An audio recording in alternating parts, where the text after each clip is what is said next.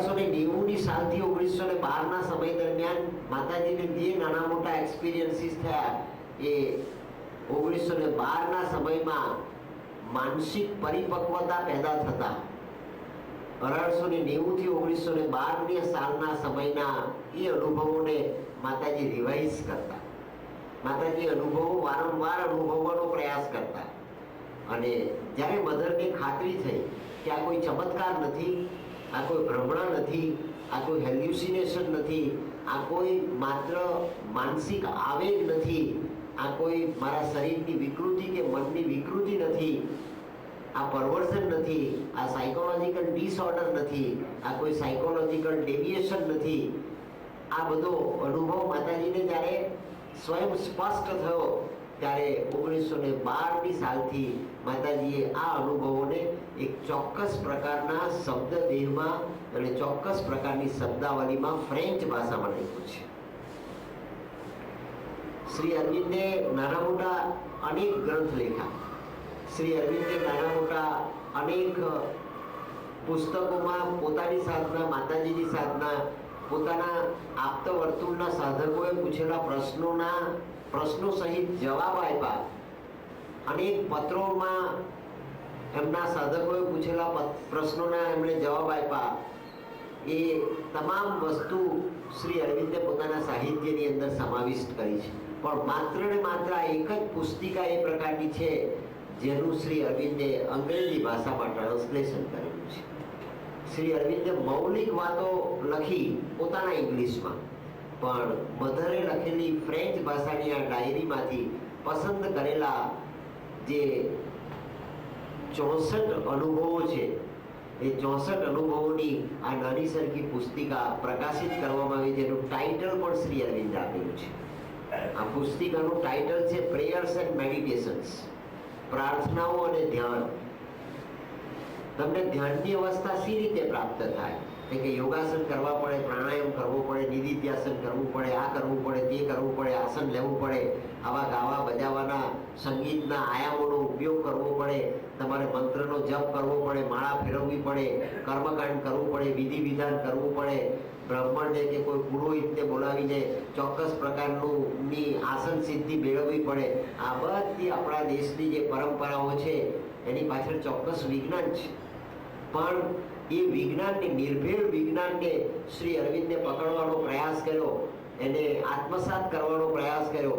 અને એ કરતાં કરતાં શ્રી અરવિંદ પોંડિચેરીમાં આવ્યા પછી, માતાજી 14મા અને 20મા પરમેનન્ટ પોંડિચેરીમાં આવ્યા, ત્યાર પછી શ્રી અરવિંદે માતાજીના 64 અનુભવોનું અંગ્રેજી ભાષામાં ભાષાંતર કર્યું.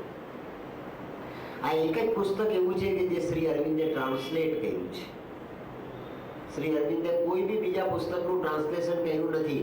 શ્રી અરવિંદે માત્ર સિક્રેટ્સ ઓફ વેદાસમાં વેદની ઋચાઓનું ટ્રાન્સલેશન કર્યું, પણ તે વેદની ઓરિજિનલ ઋચાઓ સંસ્કૃતમાં પરત થયેલી એ સંસ્કૃત ભાષાનું અંગ્રેજીમાં ટ્રાન્સલેશન કર્યું. અને શ્રી અરવિંદે એને માટે માત્ર ને માત્ર આપણા ગુજરાતી સાધક, ખૂબ વડીલ અને અધિકૃત સાધક એવા અંબુભાઈ પુરાણીની મદદ લઈને આ વેદોનું ની ઋચાઓનું ભાષાંતર અંગ્રેજીમાં કરીને વેદ રહસ્ય નામનો ગ્રંથ પ્રગટ કર્યો, સિક્રેટ્સ ઓફ વેદાસ. જ્યાં સંસ્કૃત ભાષાનું શ્રી અરવિંદે અંગ્રેજીમાં ટ્રાન્સલેશન કર્યું અને મધરની ફ્રેન્ચ ભાષાનું શ્રી અરવિંદે અંગ્રેજીમાં ટ્રાન્સલેશન કર્યું, એવી આ એક જ પુસ્તિકા પ્રેયર્સ એન્ડ મેડિટેશન્સ. અનુભૂતિ મધરની ભાષા શ્રી અરવિંદની, અનુભૂતિ મધરની ટ્રાન્સક્રિપ્શન શ્રી અરવિંદનું, અનુભૂતિ મધરની એક્સપ્લેનેશન શ્રી અરવિંદનું, અને અનુભૂતિનો મંત્ર મધરનો અને વિવેચના શ્રી અરવિંદનું. આ એવું એક જ પુસ્તક છે જે આપણને સાધનાગત પાયો અને બેઝ પૂરું પાડી શકે, જ્યાં આપણને લૌકિક દ્રષ્ટિએ, સાંયોગિક દ્રષ્ટિએ પણ શ્રી અરવિંદની ચેતના અને માતાજીની ચેતનાના સિન્થેસિસનો અનુભવ થાય. ભગવાન અને ભગવતી બંનેની ચેતનાનો પ્રસાદ પામવાને માટે આપણી પાસે આચમન કરવા લાયક જે કોઈ ગ્રંથ છે તે માત્ર આ પ્રેયર્સ એન્ડ મેડિટેશન છે, જે આપણને સાધનાગત દિશામાં કોઈ પણ પ્રકારના બાહ્ય લિવિંગ ગુરુના અવલંબન વગર લઈ જઈ શકે. જે આપણને શ્રી અરવિંદની ચેતનાનો પણ સ્પર્શ આપી શકે, જે આપણને માતાજીની ચેતનાનો પણ સ્પર્શ આપી શકે, અને બંનેનો શબ્દ બ્રહ્મ કહી શકાય એવી જો કોઈ પુસ્તિકા કે ઉપનિષદ હોય તો તે ઉપનિષદ આ પ્રેયર્સ એન્ડ મેડિટેશન્સ છે, જ્યાં આપણે લિવિંગ પ્રેઝન્સનો, શ્રી અરવિંદ અને મદરની લિવિંગ પ્રેઝન્સનો અનુભવ કરી શકીએ છીએ. માટે સાધનાગત સ્વાધ્યાય કરવાને માટે અને આપણી પોતાની પૂજા રૂમમાં નિજી સ્થાનમાં બેસીને મધર અને શ્રી અરવિંદની ચેતના સાથે આપણી સાયકિકની ચેતનાનું કોમ્યુનિકેશન કરવું હોય, આપણી સાયકિકની ચેતનાને પ્રસ્થાપિત કરવી હોય, જે ઉપનિષદની અનુભૂતિ છે. ઉપનિષદ એટલે ગુરુ અને શિષ્યની વચ્ચેનો સંવાદ. ઉપનિષદ એટલે ગુરુનું શિષ્યને પ્રાપ્ત થતું સદભાગી સાનિધ્ય. ઉપનિષદ એટલે શિષ્ય ગુરુના ચરણોમાં બેસીને પોતાનું જે આત્મનિવેદન કરે અને આત્મનિવેદનના પરિણામ સ્વરૂપ ગુરુ શિષ્યને જે માંત્રિક, શાબ્દિક અને ચૈતસિક દીક્ષા આપે એનું ઇન્ટરેક્શન, તેનું નામ ઉપનિષદ. અને એ ઉપનિષદ શ્રી અરવિંદના દર્શનનું પ્રેયર્સ એન્ડ મેડિટેશન છે. આ એક એવું ઉપનિષદ છે જે આપણને આપણા રોજિંદા જીવનમાં પણ ભગવાનની નજીક લઈ જવાને માટે ફોર્મ્યુલા આપે. આપણે જેની શોધ કરીએ છીએ, આપણે જેને માટે એક નિજી એસ્પિરેશન ધરાવીએ છીએ, એને માટે આપણે એક સાયકિક અર્જનો અનુભવ કરીએ છીએ, અને એવી અર્જ જો આપણામાં અંદર ઊંડે ઊંડે પણ પ્રગટ થઈ હોય તો એનો શ્રી અરવિંદે માતાજીના અનુભવના આધારે આપેલો આ પુસ્તિકામાં જવાબ છે. માર્ગદર્શન મેળવવાને માટે શ્રી અરવિંદના દર્શન ઉપર આપણને કોણ માર્ગદર્શન આપી શકે? શ્રી અરવિંદના દર્શન ઉપર શ્રી અરવિંદ કે માતાજી સિવાય આપણને કોઈ માર્ગદર્શન આપી શકે નહીં. અને શ્રી અરવિંદે પોતે લખ્યું અને પોતે પોતાના સાધકોને અનેક પત્રોના જવાબમાં એમ જણાવ્યું કે આપે મારા યોગના માર્ગે આગળ વધવું હોય એવી આપની નિજી આંતરિક ઉર્ધ્વતમ અભિપ્સા હોય તો માત્ર ને માત્ર આપણે માતાજીનું અવલંબન સ્વીકારવું. મધરના અવલંબન થકી જ આપણે શ્રી અરવિંદના યોગ માર્ગે આગળ વધી શકીએ એમ છીએ.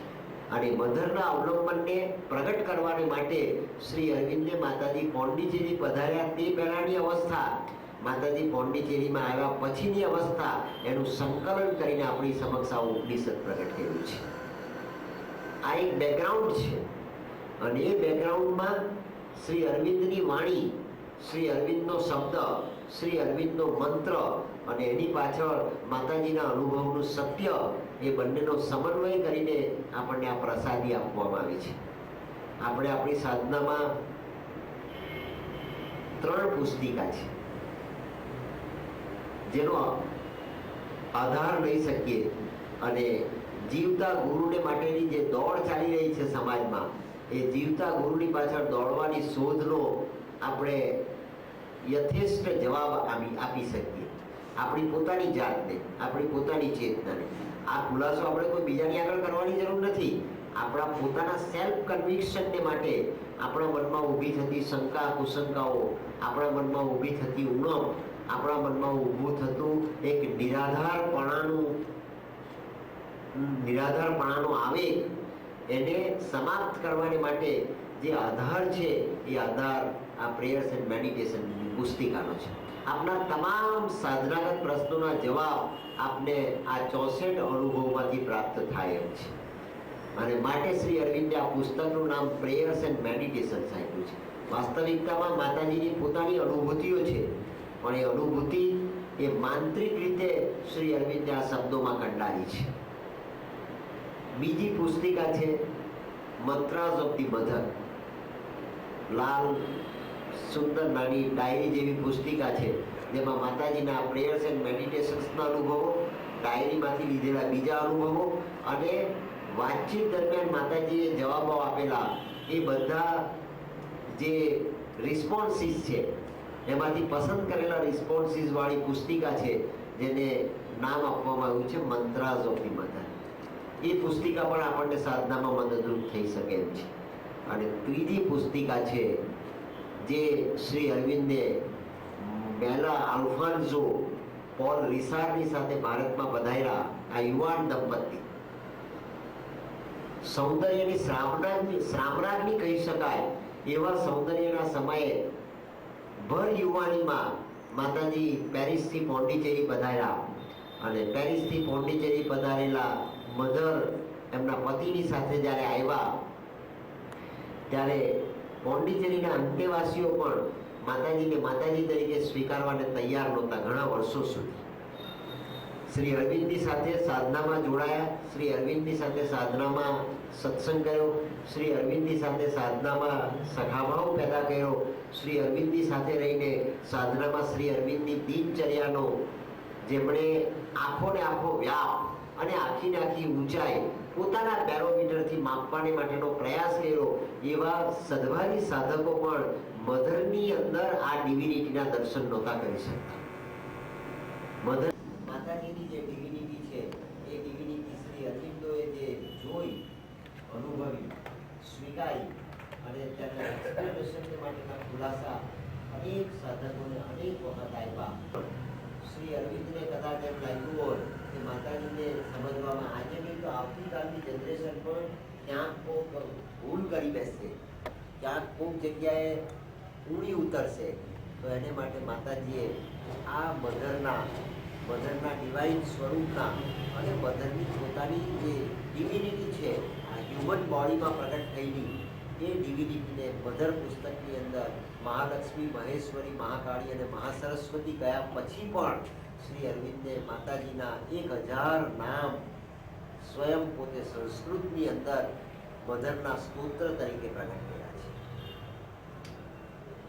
માતૃ સહસ્ત્ર નામ શ્રી અરવિંદે આપ્યા.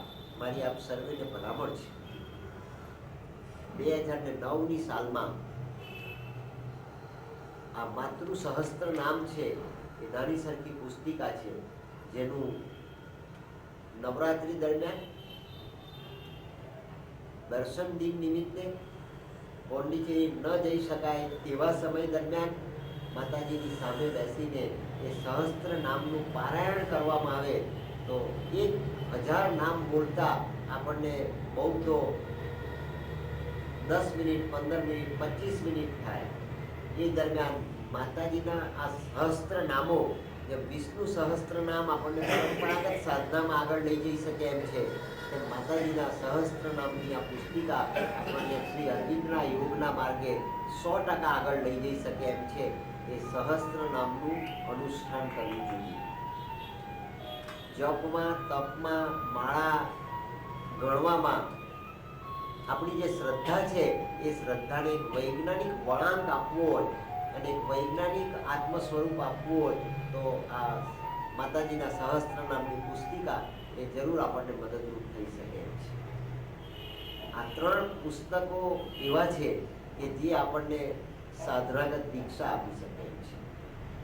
અને એ 3 પુસ્તકોમાં આપણે જેનો આ 7 દિવસમાં સ્વાધ્યાય કરવાને માટેનો પ્રયાસ કરવાના છે એ આ પ્રેયર્સ એન્ડ મેડિટેશન્સનું પુસ્તક છે, જ્યાં શ્રી અરવિંદે મેડિટેશનનું પણ બહુવચન કરેલું છે. મેડિટેશન્સ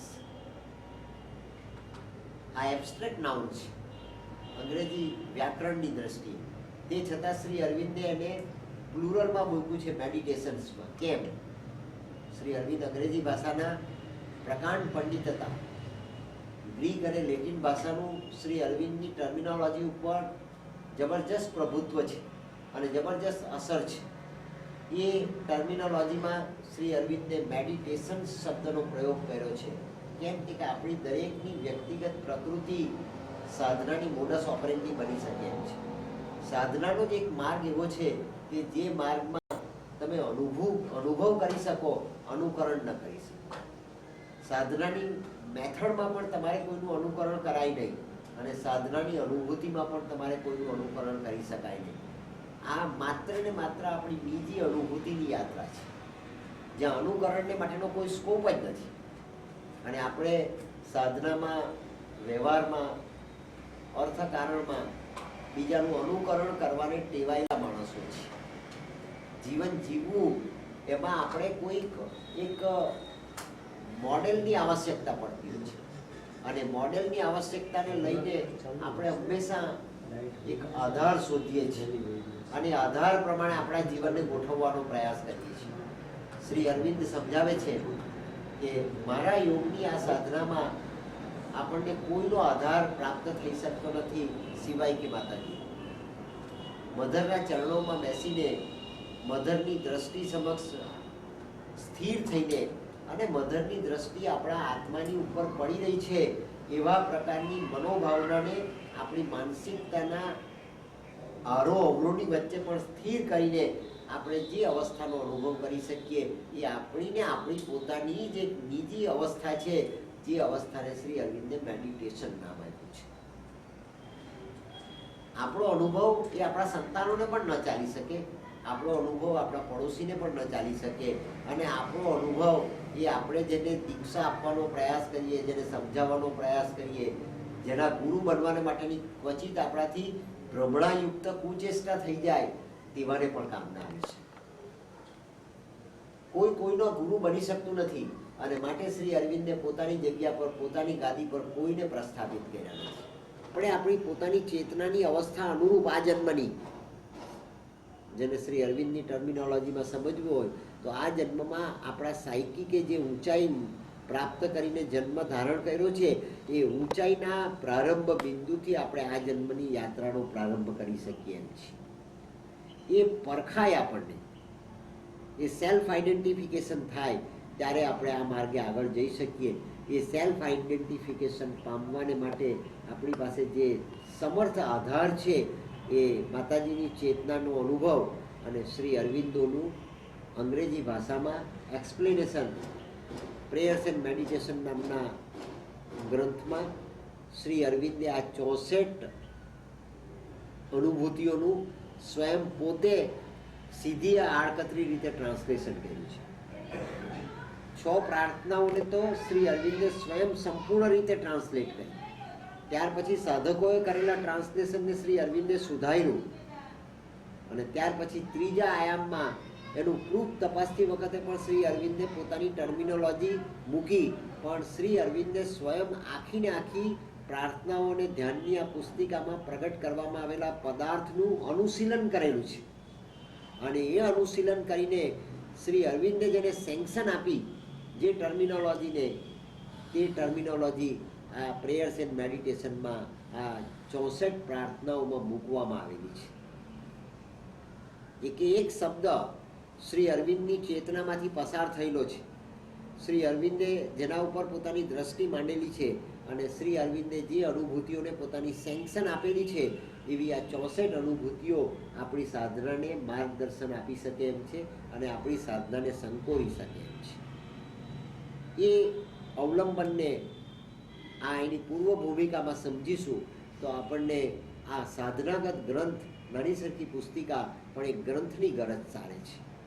અને એક ગ્રંથ તરીકે આપણે રોજ 2 મિનિટ એક પ્રાર્થના વાંચવી જોઈએ, અને મધરની અનુભૂતિઓ શ્રી અરવિંદની વાણીમાં પ્રગટ થયેલી એ આપણી પણ પ્રાર્થના બની શકે એવા પ્રકારની સક્ષમ અને સર્વશ્રેષ્ઠ પ્રાર્થના છે. એને રોજ 2 મિનિટ એક પ્રાર્થના વાંચવી. આ 64 પ્રાર્થનાની પુસ્તિકા એ આપણે રોજ એક પ્રાર્થના વાંચીએ. એક પાનાની પણ પ્રાર્થના છે અને 2 લીટીની પણ પ્રાર્થના છે. જે દિવસે જે પ્રાર્થના આપણી સમક્ષ આવી તે પ્રાર્થના આપણે વાંચવાની, અને તે પ્રાર્થના વાંચીને એમાં રજૂ કરેલા વિચારને આપણી માનસિકતા દ્વારા આપણા મનમાં ધારણ કરવાનો પ્રયાસ કરવાનો. અને એ માનસિકતામાં આપણા મનમાં આવતા અનેક વિચારો, આપણા રોજિંદા જીવનના, આપણા વ્યવહારના, આપણા પ્રશ્નોના, આપણી સમસ્યાઓના, આપણી આસક્તિઓના, આપણા અહમના, આપણા અજ્ઞાનના, એ બધા વિચારોના એક ઘમાસાણ યુદ્ધની વચ્ચે જ્યારે આપણે 2 મિનિટ સુધી માતાજીના ફોટા પાસે કે માતાજીના ચરણો પાસે બેસીને, મધરની દ્રષ્ટિ સમક્ષ બેસીને જ્યારે સ્થિર થવાનો પ્રયાસ કરતા હોઈએ તે વખતે એક પ્રાર્થના આપણે વાંચીએ, એટલે એક પ્રાર્થના વાંચતા આપણા બધા વિચારો આપોઆપ સ્થિર થાય, અને સ્થિર થયેલા વિચારોમાં આપણા સાયકિકનું ફોકસ, આપણી ઉર્ધ્વગામી બની રહેલી જાગ્રત આત્મચેતનાનું ફોકસ મધરના અનુભવ પર પડે ત્યારે એમાંથી એક વિચાર એ આપણા મનમાં સ્થિર થાય. આ એક નોર્મલ સાયકોલોજી છે, આ એક સામાજિક આપણા મનની પ્રક્રિયા છે. ન્યૂઝપેપર વાંચતા પણ આપણને અનુભવ થાય. આપણી પસંદ કરેલી કોઈ કથાની ચોપડી, વાર્તાની ચોપડી, આધ્યાત્મની ચોપડી, કોઈ આપણો પરંપરાગત ગ્રંથ વાંચતા પણ આપણને અનુભૂતિ થાય. અને સામાન્ય આપણા અભ્યાસના વિષયની કોઈ પુસ્તિકાને કે પુસ્તકને કે ગ્રંથને વાંચતા પણ આપણને આ જ અનુભવ થાય. બાળક એના અભ્યાસક્રમનું પુસ્તક વાંચે ત્યારે પણ એનો આ અનુભવ, અને ગૃહસ્થ પોતાના જીવનની અંદર પોતાના વેપારને અંગેનું, મેનેજમેન્ટને અંગેનું, એડમિનિસ્ટ્રેશનને અંગેનું, વિજ્ઞાનને અંગેનું, ઓફિસને અંગેનું કોઈ પુસ્તક વાંચે ત્યારે પણ એનો આ જ અનુભવ થાય. કારણ કે દરેકે પોતાની માહિતી પચાવવાને માટેનું પોતાનું જે સાધન છે એ મનને ચોક્કસ પ્રકારની ટ્રેનિંગ આપવી જ પડે છે. અને એ ચોક્કસ પ્રકારની ટ્રેનિંગ આપ્યા થકી તમે ઇન્ફોર્મેશન પણ મેળવી શકો, જ્ઞાન પણ મેળવી શકો, જ્ઞાનને અપડેટ પણ કરી શકો અને એ જ્ઞાનને ધારણ પણ કરી શકો. સાધનાની અંદર તમારી આત્મચેતનાને સંકોરવાને માટેનો તમારો રોજનો જે અભ્યાસ છે, જેને ગીતાજીમાં કહેવામાં આવ્યું અભ્યાસ એ નતું કૌંતેય, તારે અભ્યાસ કરવો પડે. અને એ જે અભ્યાસ છે એ આપણે રોજ 2 મિનિટ, 5 મિનિટ, 10 મિનિટ આપણા નિજી પૂજાના સ્થાનમાં